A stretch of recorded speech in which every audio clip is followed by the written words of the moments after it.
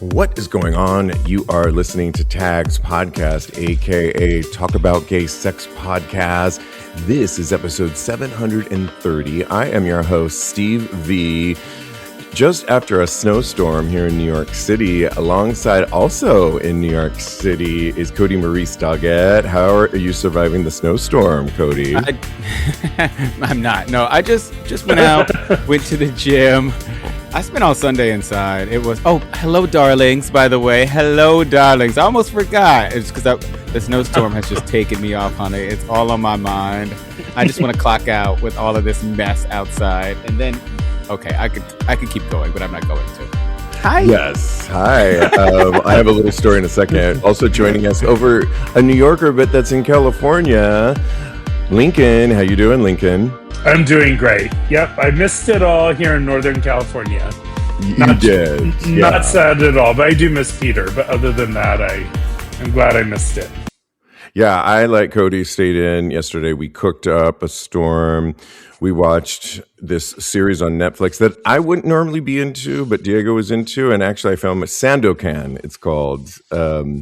And it's like about pirates. And it's really interesting. It's one of those like you would want to watch during a snowstorm.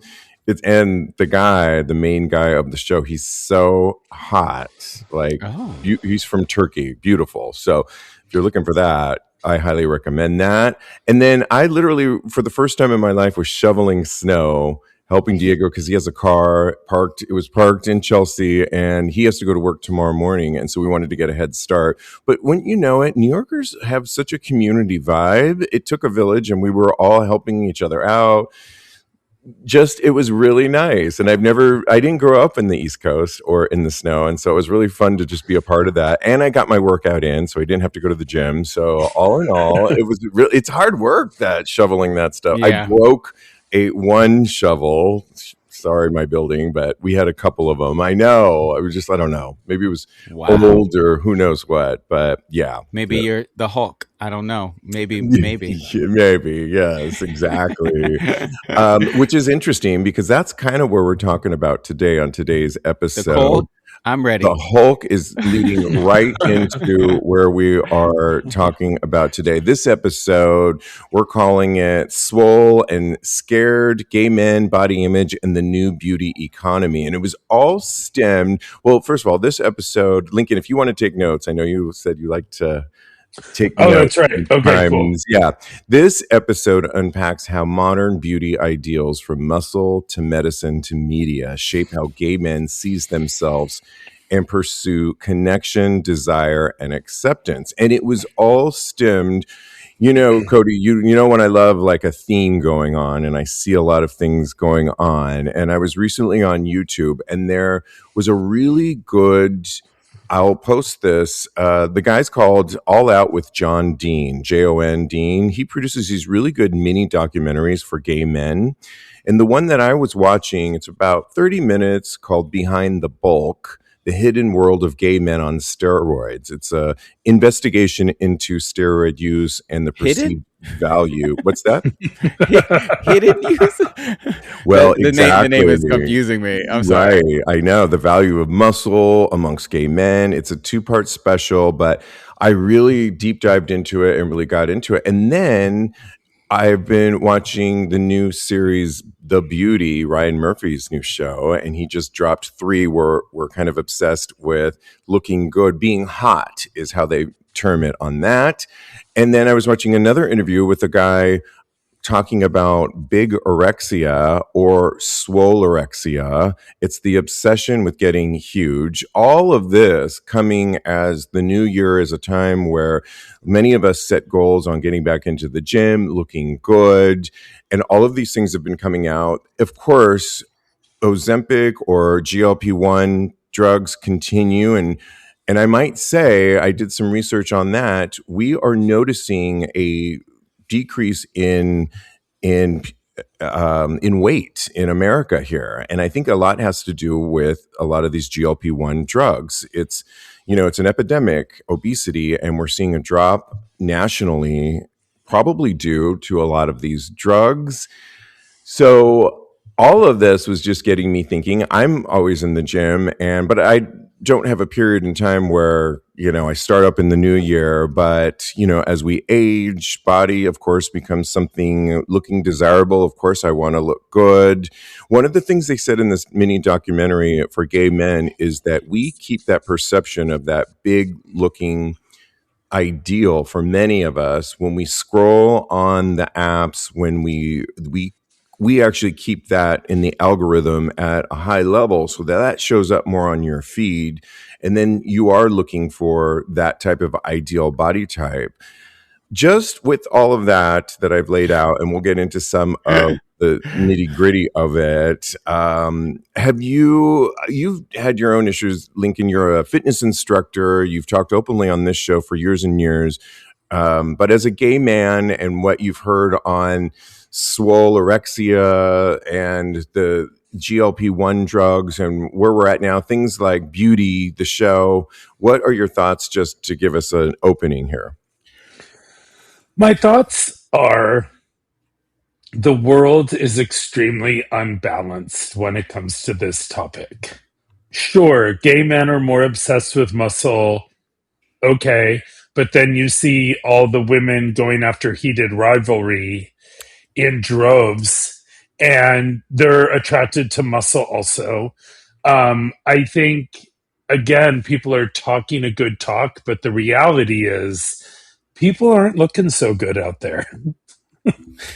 I gotta say, I went somewhere and people were wearing pajama bottoms and flip flops with socks in public, and The I flew airport? to no, no, in like, a Yeah. shopping center, and even Costco. And I don't think you need to wear a tuxedo to go to Costco, but we're not putting the idea of all this muscle obsession being perfect, it's not translating to the mass public, that's for sure, right? People are not putting a lot of effort in, I feel. And then you have things like a snowstorm that delivers 12 inches to the city, and everyone's just trying to keep warm, or everyone's just trying to do their best. So my commentary on this, which I've said this for a long time, online is very different than real life. And we I know Ryan Murphy series and Kardashian series are a very hyper curated bubble that if you try and live to that every single day, you're not going to succeed. It's really, really hard because they're able to control that bubble so intensely. And when you look around, I don't think people are even trying. So I feel like it's a lot of talk and not a lot of real. Yeah, You know what I mean? And my well, I final do. point that I'll make on this is people at the gym that are there and they need to balance out as well, because they're Yeah. not going to get their fitness goals by doing that. They're Well, just not. you bring up a really good point, because this mini doc, Bigorexia, or the obsession with getting huge, and this interview that I saw where they were interviewing somebody, Jake Snyder, on TMZ, about he spends all of his time in the gym, and it's not necessarily about being healthy as much as it's being obsessed with being bigger.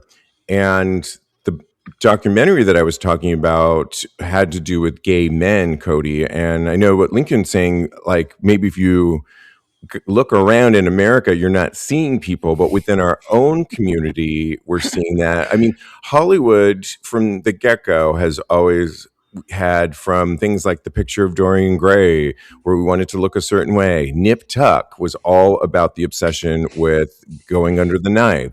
The Substance, which Demi Moore won an Academy, or nominated for an Academy Award last year, for if you could just take this one drug and look a certain way. Now we've got the Beauty.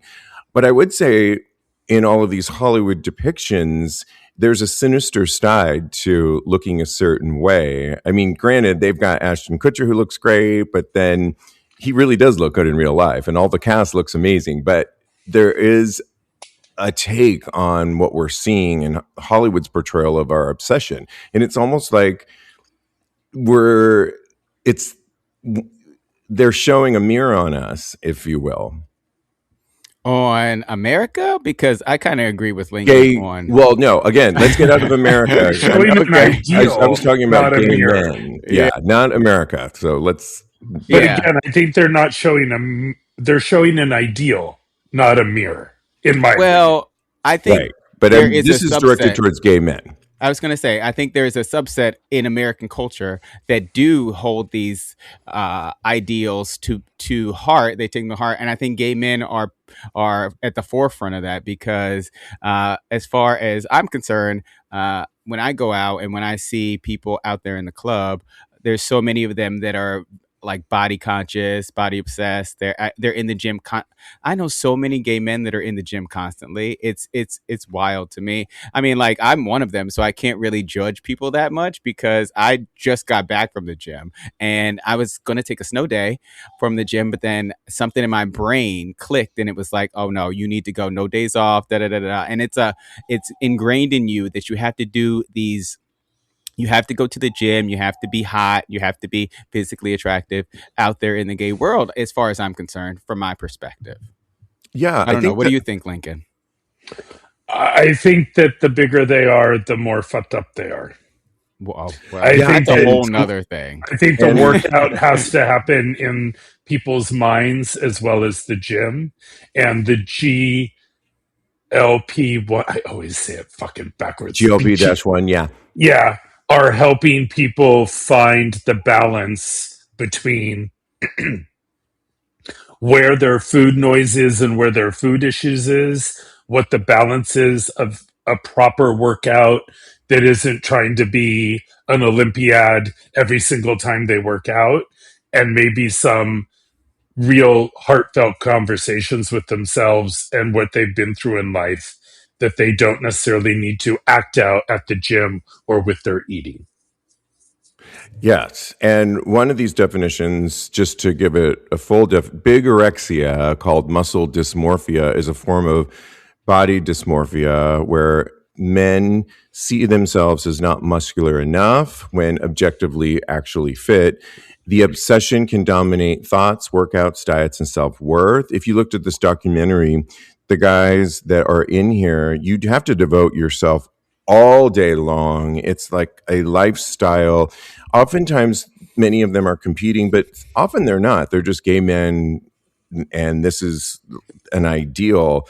It's sometimes known as swolexia, a play on anorexia, but in reverse. And if anorexia is the terror of not being thin enough, swolexia is the terror of not being big enough, narratively describing how these mirror anxieties function as opposite poles of the same disorder. But in our community, the gay community, oftentimes I feel like these pressures can be intensified by quote unquote, and this is a term, the gay look, muscular, lean, polished, photographed, a perceived currency in social romantic markets. And some clinicians and community members argue that muscle dysmorphia has become one of the most significant body issues impacting our community, almost like a parallel crisis to the HIV/AIDS in a psychological and social impact. And I think that I want to go is, first. yeah, go ahead. Like, what are your thoughts on that? Yeah, I have this. This is something as someone who has grown up like on the thinner side. I've been skinny my entire life practically.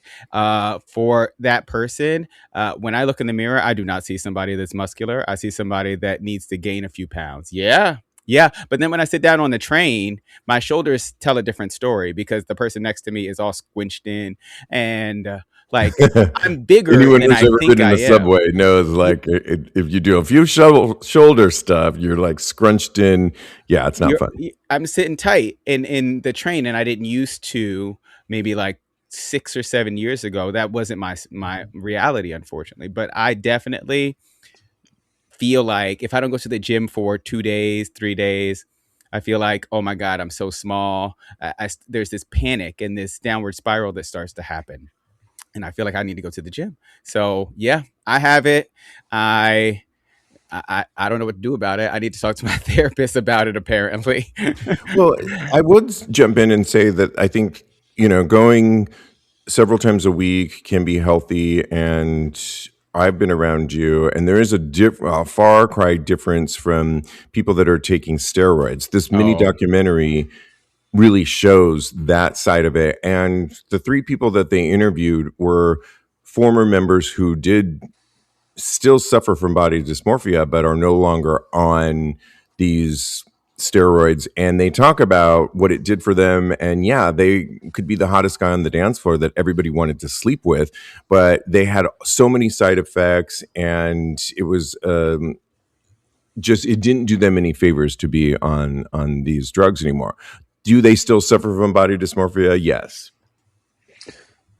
I just want to chime in, I guess, on a final note that women have been suffering from this for decades with what was in magazines, what they should look like, and you see even the way women are depicted in porn. I mean, women have suffered for this much more than gay men. I do think we're next in line before your typical straight man.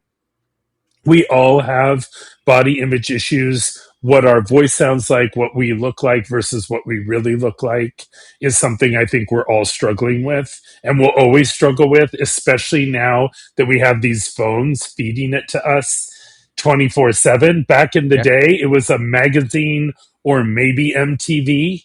It's not it wasn't the crisis that it is now. I would be very careful to compare that to the AIDS crisis. I Yeah, know. wasn't my I words, would, and I thought that that would was Yeah. not. That is not acceptable for me. yeah, that was the words on clinicians, not mine, and I agree with you. You know, on that note, it's funny because I get updates on what's coming out on Netflix, and it must have known that I used to be an America's Next Top Model viewer with Tyra Banks back in the day. Did you guys watch that? I watched it. Nope. Yeah, I tried to rewatch it. It's Oh yeah, well, it's scary. don't rewatch it, but watch the new upcoming documentary out February 16th with Tyra and the rest of the cast, where she even admits in this documentary how far they went to get basically people to view the show. And it's like a deep dive into the sinister side of women and models and photography and getting that shot. And I think, to speak to what you were saying, Lincoln, it's at least it's one side that's going to be looking at this on how they maybe went to or did go too far. And I think that's something to look out for. Put that on your radar. I think a lot of this you have to, with things like, unlike muscle obsession, the GLP-1 drugs operate by dampening appetite and reshaping bodies in ways that don't involve effort and sculpting. And that shift from hard work, it's people can feel judged for taking these, but it could also be saving people's lives in many ways. If bigorexia is the obsession with being too small, Ozempic culture is the obsession with not being too much. Does that make sense at all? No. Ozempia is So if what is bigorexia it? is the obsession with being too small, like I can't be big enough, Ozempic culture is almost the opposite. Obsession with not being too much. Basically, the idea that you're not thin enough and not fitting into society and culture. And so, I think both of those things our community in general struggle with in many different ways. And yeah, I mean, did you have a thought on that? Either one of you? I don't think they're related. I think that the GLP-1 drugs are a tool to get over certain things about your body chemistry. Mm. Having a mental picture in your mind and trying to fight against it or have it not be accurate to what you look like. Those are apples and oranges to me. They're just very different things to me. Yeah, And you have to be obese, diabetic, or have issues like trying to get your blood pressure or your cholesterol under control, and you have to see a doctor every 3 months to do GLP-1 drugs the right way. I'm not saying everyone does them the right way. I was going to say. Well, if they have some intelligence and a little maturity, they do. Well, It's just like that's not the steroids. case. So if you're an idiot, well, you're still going to be an idiot. If you do it the right way, that's what those are for. Yeah, I see a lot of people abusing them, and so I think it's being overused and it's oversaturated in the culture right now. I feel like people are seeing it as a quick fix to lose weight when it's really, like Lincoln said, it should be used for those people, that group of people, that subset of people that he said should be using it, and they should be monitored by a doctor. I'm sure the people that are on it are, most of them are being monitored by a doctor, but I don't know if they're all doing it the right way. So yeah, Ozempic, people have offered it to me, and I'm not even anywhere near Oh my obese. God, Oh, why would yeah, I you? that That would know, be makes no I ridiculous. sense. know. People have offered me Oh, steroids too. People have accused me of being on steroids. Yeah, I've I gotten accused over the years of that. And if I was to, you shared your story, of course, I think I've definitely bought into looking a certain way. I was photographed in my 20s and 30s, and I was an actor for a period in time.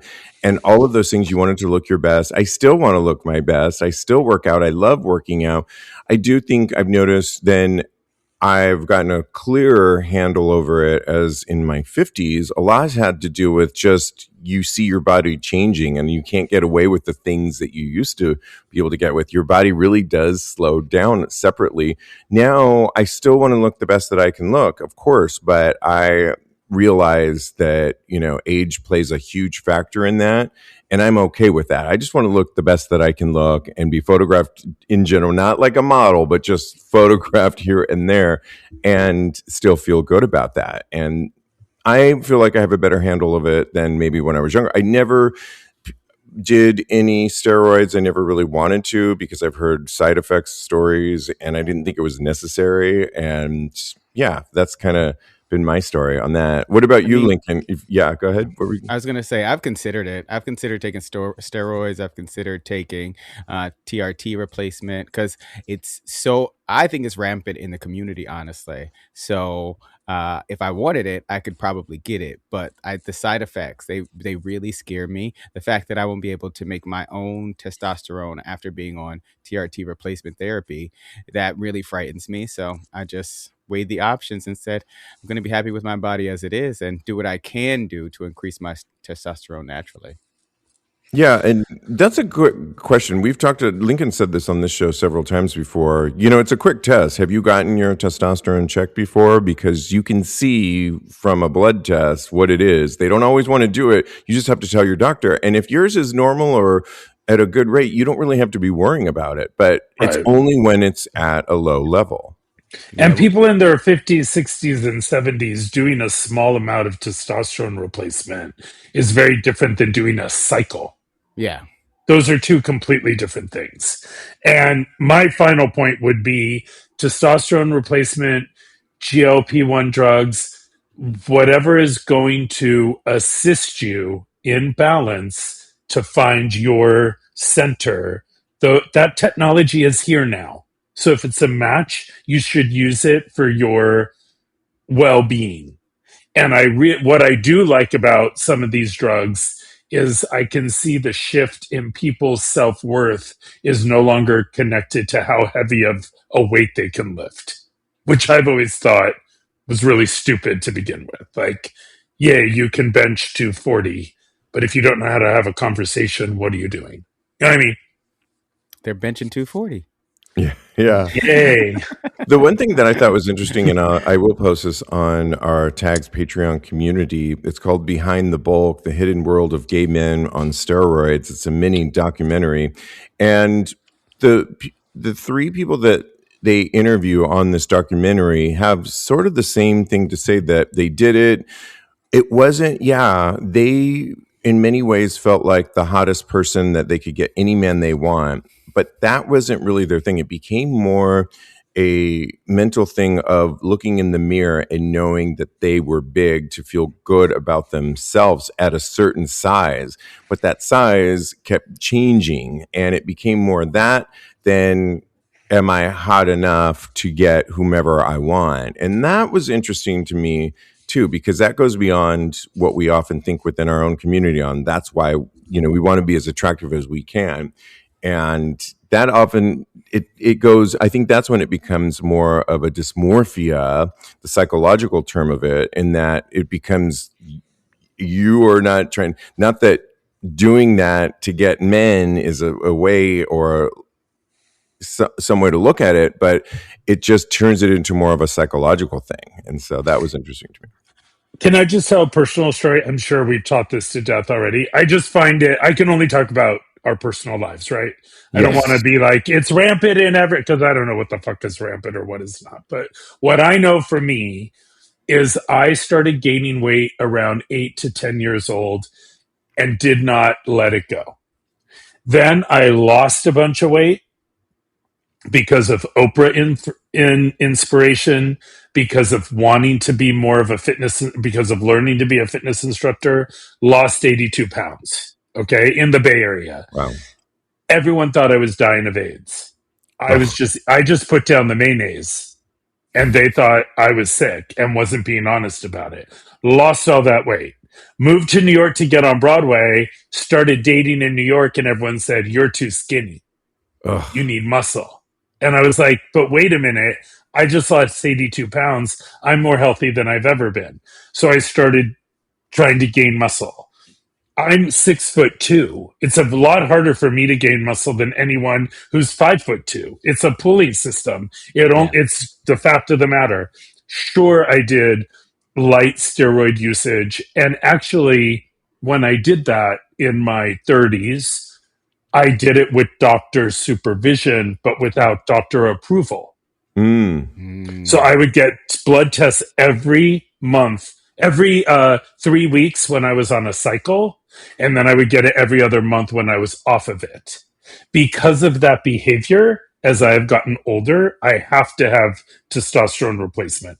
Because I say this all the time, once you stretch the rubber band, it's not going to go back. You know what I mean? Yeah. So Yeah. my age and GLP-1 and therapy that I've gone to and me loving myself for who I am, not always 24/7, and having a partner that supports me, that I'm not in crisis over he's looking at other people, someone else is hotter, our relationship is open so we could find someone better than, none of that is a factor anymore.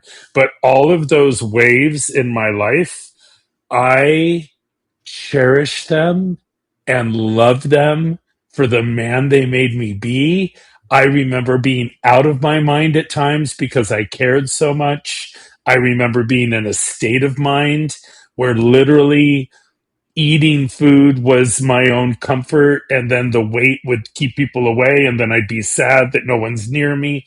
All that stuff is your personal journey. Try and get help, try and use the tools, and write down your own life story, because that's what this is really about. It's not about featuring the most dramatic story to get the most amount of clicks, right? It's about real people's lives, and that's my experience. That's really good. And I think that's, these are stories that are out there and things, but it always comes down to our stories. And that's why we want to hear from you. Quick pause. If today's conversation about body image, bigorexia, Ozempic, and the gay look is hitting a little close to home, you're not alone. And that's exactly why I created Connect and Confidence, an LGBTQ plus coaching platform designed to help you build confidence from the inside out, not from a mirror or a dating app. Connect and Confidence gives you daily audio motivation, mindset tools, and practical guidance to help you date with intention, feel more secure in your body, and create deeper connections without burning yourself out trying to be perfect. Confidence isn't about looking a certain way. It's about feeling safe, being seen. Learn more at... Hi friends, we are Dads and Daddies, a podcast about the lives and times of adult gay men in the here and now. I'm Brian Rubin Sowers, a married dad of 2. And I am Judson Morrow, a resident daddy. Join us for frank conversations and personal stories of sex, love, relationships, parenthood, daddyhood, addiction, and so much more. Find us on Instagram at Dads and Daddies Pod and listen to new episodes every Tuesday on all major platforms.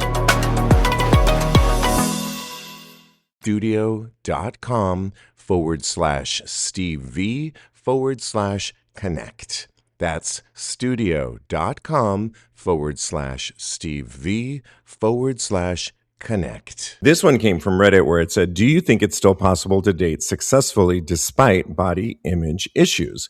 Long story short, I'm 39 with the millennial problem of still feeling like I'm stuck in my 20s, but that's neither here or there, and have struggled with body dysmorphia and image issues for years. I'm overweight, but I'm trying my best to work on it and improve my health. After many years of seriously dead dating life, not for lacking of trying, I've kind of come to believe that a guy like me is never going to find anyone with a better body type than mine. Is never going.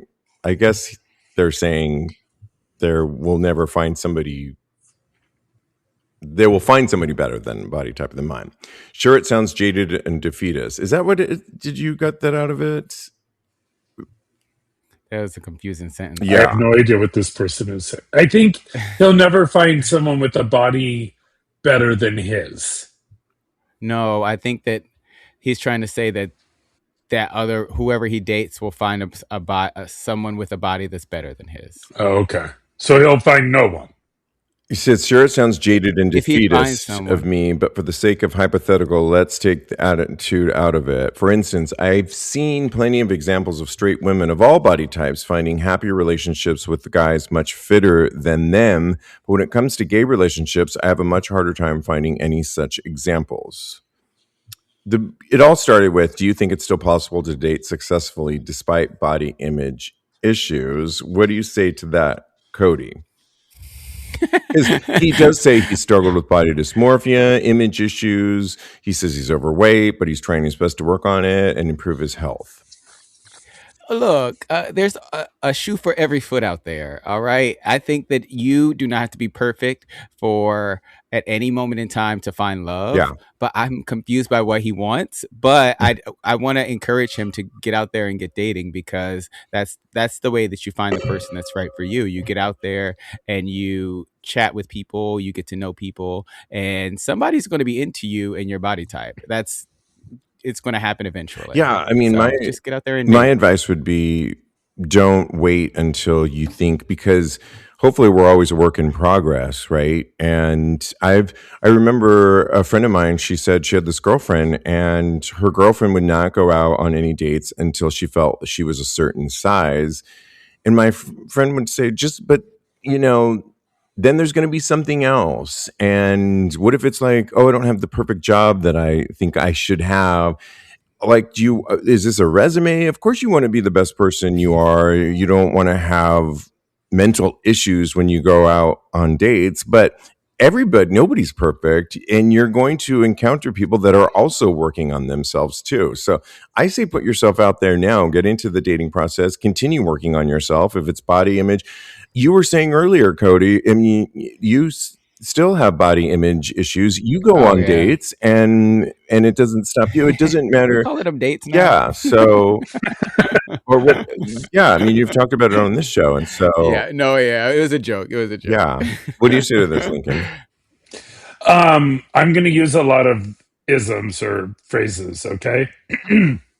Okay. First of all, I don't know what successful dating looks like.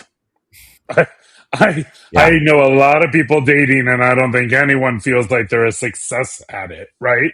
It's hard. It's hard no matter what your issues. It's hard if you just broke up with someone. It's hard if you haven't been with someone forever. It's hard if you have body issues. It's hard if you have money issues. It's hard, right? So be a little bit more gentle on yourself, because dating successfully is an unobtainable goal. So that's my first statement to this person. My second statement is, you create what you defend against. And I love this saying because I use it all the time. If you walk into every date going, I'm not going to be successful because of my body issues, they don't like my body, I don't have the right body for this person, then you're never going to have the right body. Right? Yeah. Right. Because you're creating that as a problem. If you keep saying, this is my problem, this is my problem, this is my problem, that's your problem. If you try, not easy, but if you try and say, I'm going out on a date tonight, if this date is successful, they will like me for who I am. If I fart, I burp, my shirt's too tight, I'm too tall, I'm too short, food drops out of my mouth and we're able to laugh at it. If you go in there with I'm going to put my best self forward, and if they like me, great, great. If they don't, so be it, fine. That gives you the space and Yeah, the empathy to figure out, do you like them? I like Because that. remember, it's not about them liking you. It's about you liking them. Yeah, exactly. And knowing that we're always a work in progress, and It's so a hopefully are balance of they. both, Yeah, obviously. It's a It's a balance. balance. It's not you, like saw, you saw my face. you hate me as much as you want, but I like you. No, no, no, no, no. What I'm saying No, is, no, no, no, no. like, you're not going on an audition. You're going on a date, right. right? If you're Yeah. going on an And you, audition, you're trying to be perfect so they like you. If you're going on a date, you're showing up as you and wondering if you like them. yeah. In my, In interpersonal relations, basically. You're both interviewing each other. right? Or you're just hang. I see dating. I've always hung out with people, and when I was dating, I tried to just spend some time with them and breathe, and then keep going. You know what I mean? And Yeah, after maybe 6 times, if it gets more formal, great. Or 3 times, if it get great. But take the pressure off of yourself and your waistline and your own self identity and what you think they are, and just meet some people, right? And do Yeah. something. Go walk around a neighborhood. Don't sit across from each other and stare at them. I love. Yeah, Yeah, I feel like that's easy for us to say now, but I feel like when I was younger, oh my gosh, just riddled with anxiety. So I don't know. I think that that's a wise lesson that you learn as you well, grow. let's Right, take but this oh, because I think we can kind of continue the conversation because it came from a recent article that was entitled Dating in Your 50s Red Flags Gay Men Should Stop Ignoring. And here's what they wrote at the beginning, and then we'll go through those red flags. But are these red flags that everybody should be looking at, whether you're in your 50s or not? Is my question. Dating in your 50s as a gay man can feel like a strange mix of confidence, clarity, and absolute disbelief that some people are still behaving like it's freshman year. You've lived, loved, lost, survived at least one cultural reset, and probably own real furniture. So when red flags show up now, they're not cute. They're exhausting. Here are red flags worth paying attention to when dating in your 50s. I like that. Talking about finances. Money isn't romantic, but pretending it doesn't exist is a red flag. Do we agree on that one, Lincoln? say it again. Talking about finances. If somebody doesn't want to at all talk about finances, is that a red flag? Yes, you should be able to talk about everything if you're dating. Got it, Cody? On the first date, Yeah, I maybe don't. not on the first date. We didn't say first date though, but yeah. Yeah. I wouldn't Okay. say Just in first date. dating, yes. Yeah. I was just making sure I was clear. If he A point of dodges clarification. basic conversations about work, retirement, oh, I don't know about that, or financial priorities, that's less private and more problem pending. At this stage, transparency beats mystery every time. Yeah. When it comes to finances, yeah. You don't Well, want to I think marry into a money hole. I'm going to do two things. It's the way you talk about finances. If the way you're talking about finances is, well, you had a cocktail and I didn't, so I'm not paying that part of the Oh, bill. Oh, that's That not shows you uh, something, right? There yeah, you go. that's a good I one. will And say I to have a you, close friend. that's just being really looking at someone's behavior, right? And Yeah, that's deducing. telling. Yeah, It's not I inappropriate or like that. appropriate. Yeah, It's right. telling. I have a very close friend who works for Google, and whenever her and I get to, and even before she worked for Google, she worked at another big company. Whenever we get together, she's always like, "I don't want to talk about work. I talk about work all the time. I'm here to have fun. Can we not talk about work?"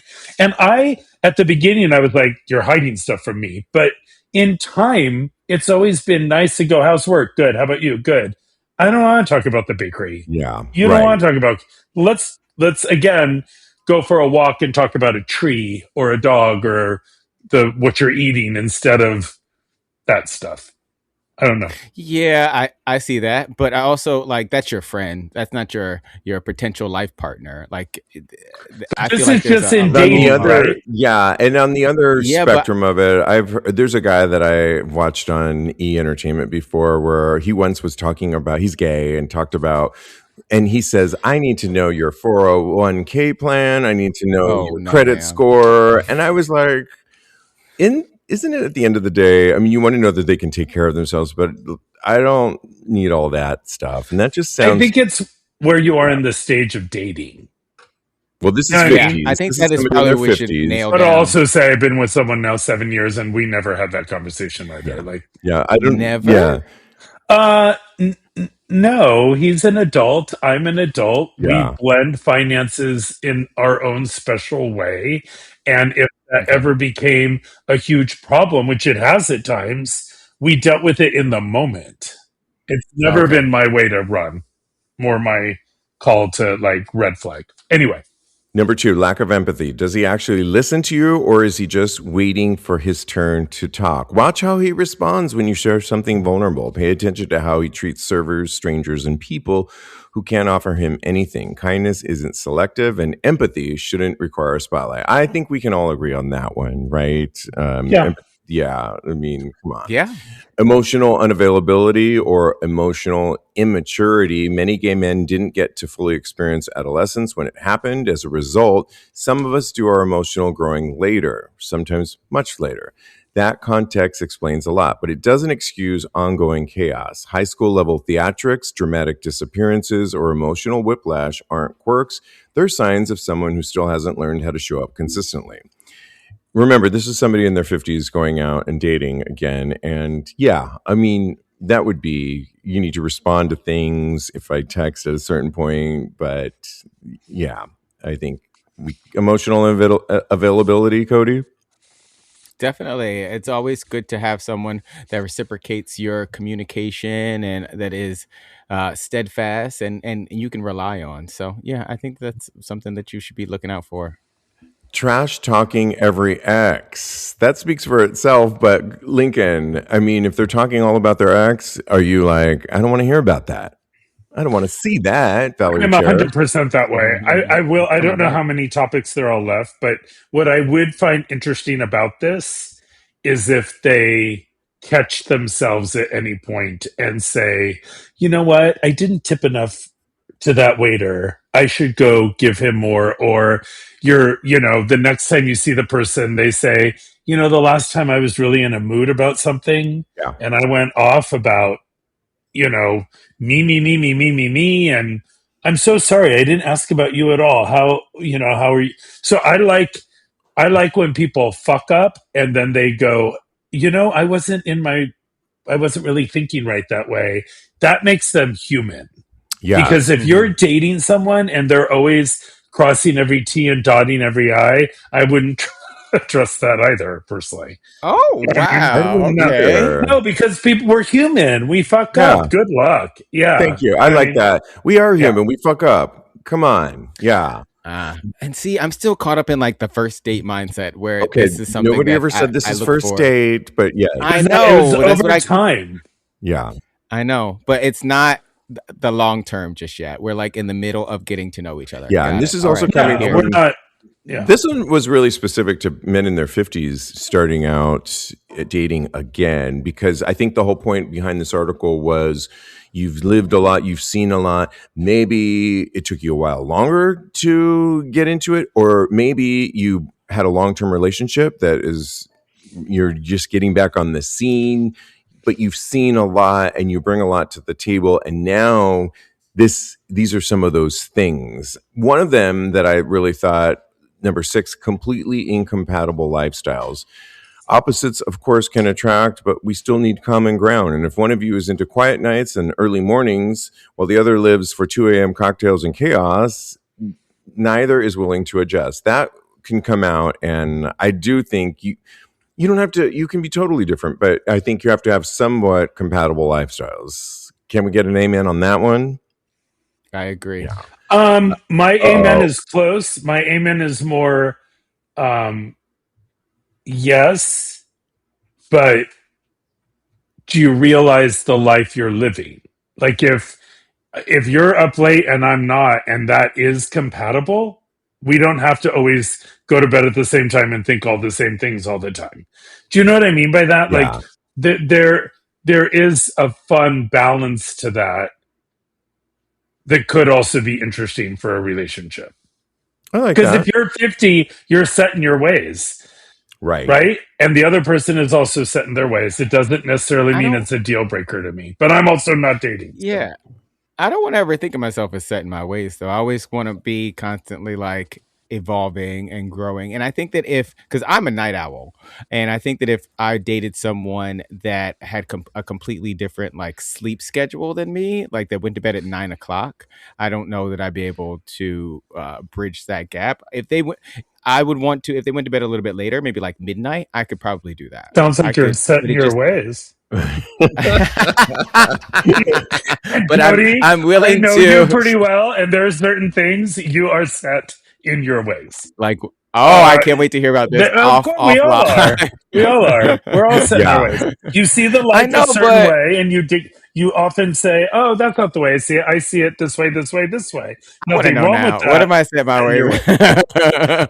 This one I'd like to But go I won't ahead. ever say it. I'll just go set in your ways. oh, I know. I want to Set in your ways. I would love to end on this next one though, because I think for me it's important. I think the article was coming from men in their 50s. I think I'll just read it. Doesn't get along with your friends or family. And this one's kind of important, I think, in your 50s because it is a time we've talked on this show before where you really start to take stock of your friends and family and what you'll put up with and who's important to you. And maybe some friendships have fallen off the wayside because they just do. And that's part of, I think, a beautiful thing about aging is that you find who's important to you and who you want to be around. Time is precious. And this is kind of a biggie to me. Doesn't get along with your friends or family. That would be something I couldn't handle if I was thinking about that too. Because I'm like, wow, everybody loves Diego and I love that. And friends, family, but I couldn't handle if they did it. Because I've been around guys that I've dated and people were like giving me the eye like, mm-mm. And so, yeah. What do you, Cody, on that one? I wouldn't say it's a deal breaker. Oh, it's a deal breaker for me. Okay. I wouldn't say it's a deal breaker. I feel like people should be able to discern for themselves, and we all get to decide who we like out here in this world. And just because you guys don't like somebody doesn't mean that I'm not going to like somebody. And this is a discussion that we could have about like what's going on, what does this mean for our friendship, if you think it's an issue that we are having. However, if you don't like somebody, I would like to know why, and then we can move from there. How about we say that? Well, you said it. What do you say to it, Lincoln? I have 2 points about this topic. One is I had a fiance that I tolerated a lot of the people in that person's life. This is not Peter. Ooh, This was a long time ago. And I tolerated a tolerate lot is of not it. like a really good Yeah, word. it's not. It's So not. curious. It It's not. taught me a lot about life. But I was very able to just compartmentalize. You know what I mean? And this, I'll add a little color to it, or a little more Were detail you to in your it. 50s? No, I was in my 40s, and I was in my 40s, and these people knew my fiance for a very, very long time, and they all spoke a different language in front of me. So it was like there was this thing of like, well, I have to tolerate this because I'm engaged to this guy. And I could see a lot of side eye towards me and how I was raised and who I was. And it Wait, was very Can challenging. you say that again? So everybody spoke. Who spoke what language? Well, like him and Yeah, his same family here. spoke Spanish in front of me, and they Oh, were yeah. all like, They it were was not a very inclusive. cultural thing that I tried to respect, but at the same time, I saw that separation and I tolerated it. You know what I mean? That's funny that you say that Made because me the man I am today. I think I was telling a story recently. I was dating this guy several years ago. We met in Paris, and then we continued long term relationship, or from Paris to I was living here, but I went to a party once. It was a holiday party, and it was all gay men, and all of the people at the party were only speaking French. And he would tell them, "Oh, he doesn't speak French." They did not care, those queens in Paris, and continued to just only talk in French. And I felt so like lost. But I think I told the story, Cody, that he took me to another party that same trip where it was a house party and it was mixed people, like straights, gays. They were not affected. And they're like, "Oh my God, you're from New York? We love New York." And they spoke English. And so I was like, these are affected gays at this party. Yeah. And so Was that you or Carrie Bradshaw? I don't know. I felt very, yes, I know. So that it was very that Yeah. scene. Oh my gosh, it was that. It was It that was scene. very much that. Yeah. I have one more thing to say. So I was a little bit vague before, but then I found the perfect example of this. So I was dating somebody, and me and their family, we did not see eye to eye on politics. So it was a little bit abrasive. It wasn't really abrasive. They were welcoming, but we were on thin ice basically the entire time that I would be with them. So that had me in my head thinking about, do I even want to be with this person anymore? Is the love worth me having to go to this family's house and not feel respected or like they cared about me and Well, can my I ask you two rights? questions And on well, that? hold on one second. I'm going to finish first.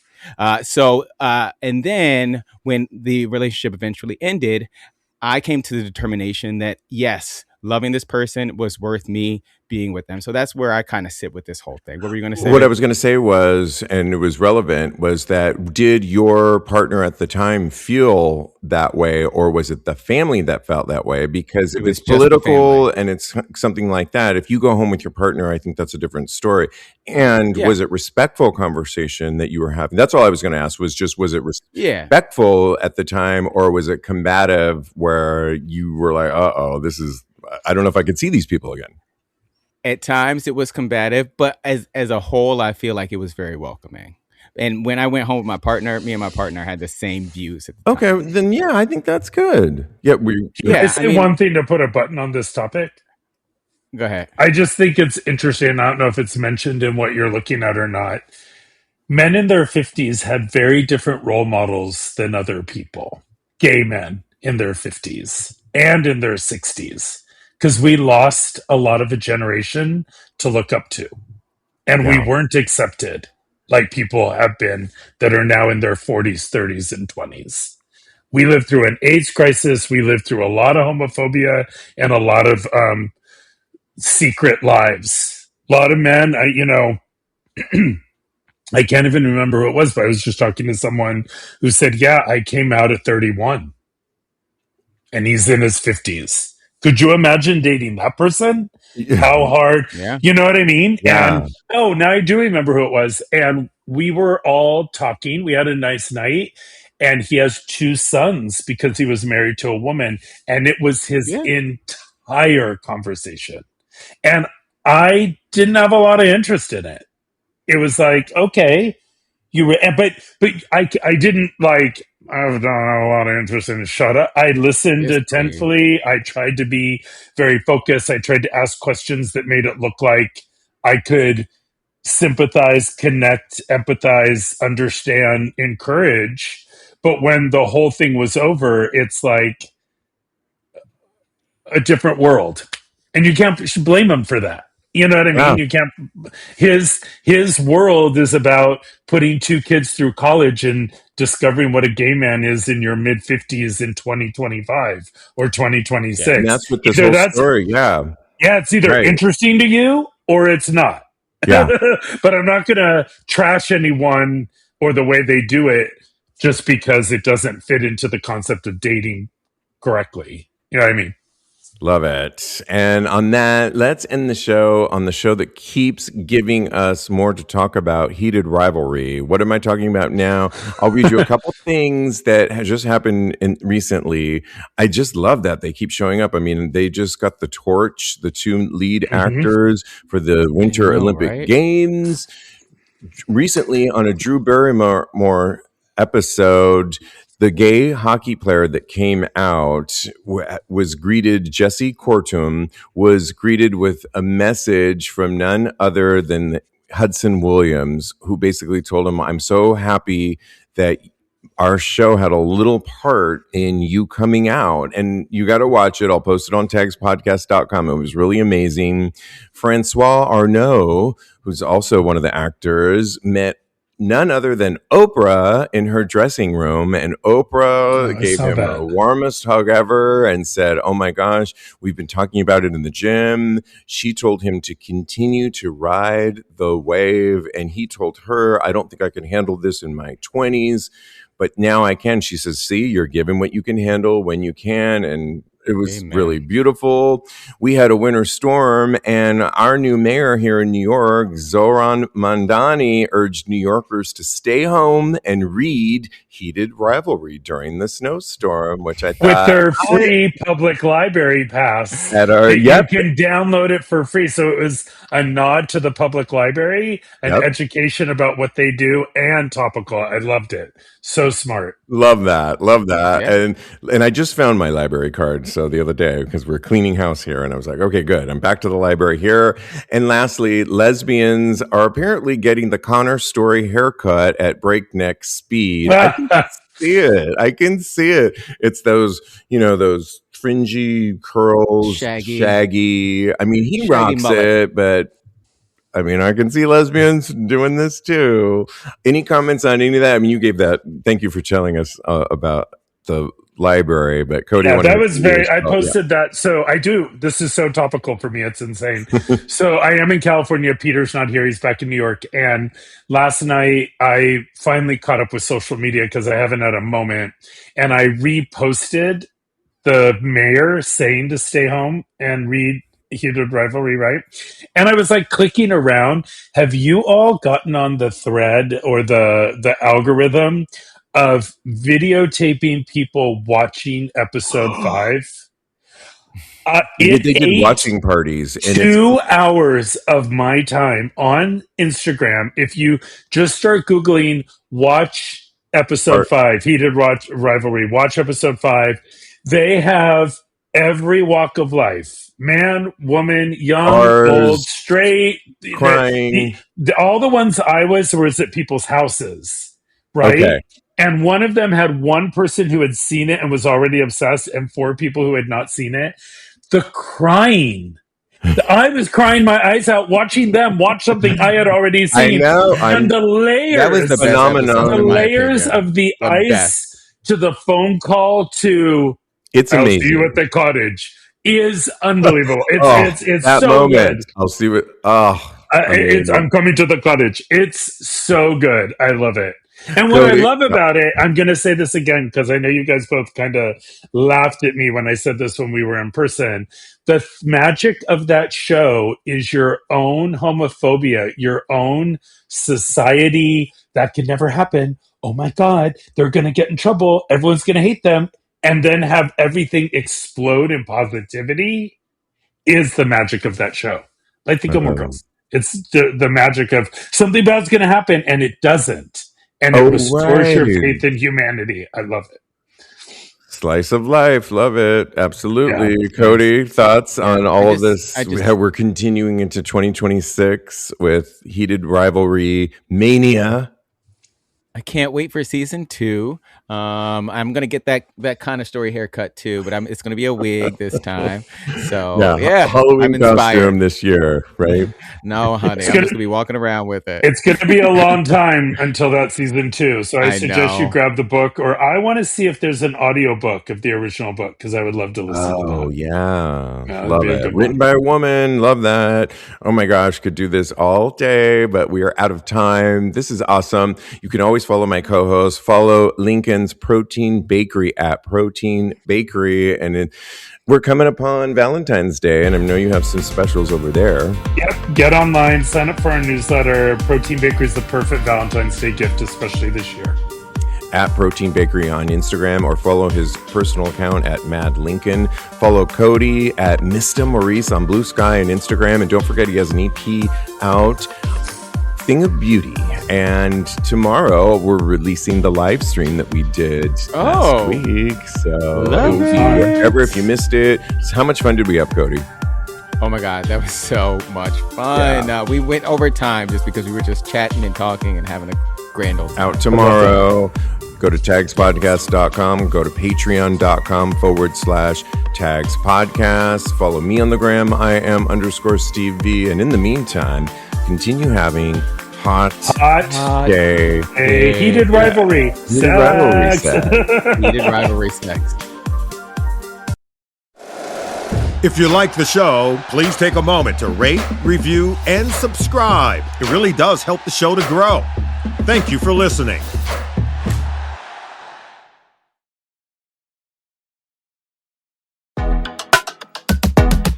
Hi, friends. We are Dads and Daddies, a podcast about the lives and times of adult gay men in the here and now. I'm Brian Rubin Sowers, a married dad of 2. And I am Judson Morrow, a resident daddy. Join us for frank conversations and personal stories of sex, love, relationships, parenthood, daddyhood, addiction, and so much more. Find us on Instagram at Dads and Daddies Pod and listen to new episodes every Tuesday on all major platforms.